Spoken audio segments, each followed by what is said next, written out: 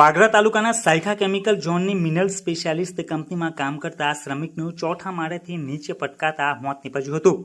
બનાવ અંગે મળતી માહિતી મુજબ મૂળ બિહાર રાજ્યના અને હાલ સાયખા જીઆઈડીસીની મિનરલ સ્પેશિયાલિસ્ટ કંપનીમાં રહેતા અને કંપનીમાં જ ફિટર તરીકે કામ કરતા 22 વર્ષીય ગોવિંદ કુમાર અમિકા રાય જે ગત 5 ઓગસ્ટના રોજ મિનરલ સ્પેશિયાલિસ્ટ કંપનીના એસએલ પ્લાન્ટના ચોથા માળે અન્ય મજૂરો સાથે લોખંડની કોલમની પાઇપના બોલ્ટ ફિટ કરવાનું કામ કરી રહ્યો હતો।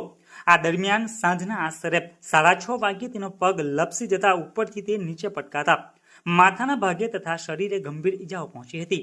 ઈજાગ્રસ્ત ગોવિંદ કુમારને પ્રથમ સારવાર વાગરા સરકારી દવાખાને કરાવી વધુ સારવાર માટે ભરૂચની ખાનગી હોસ્પિટલ ખાતે ખસેડવામાં આવ્યો હતો, જેનું સારવાર દરમિયાન મોત નીપજવા પામ્યું છે।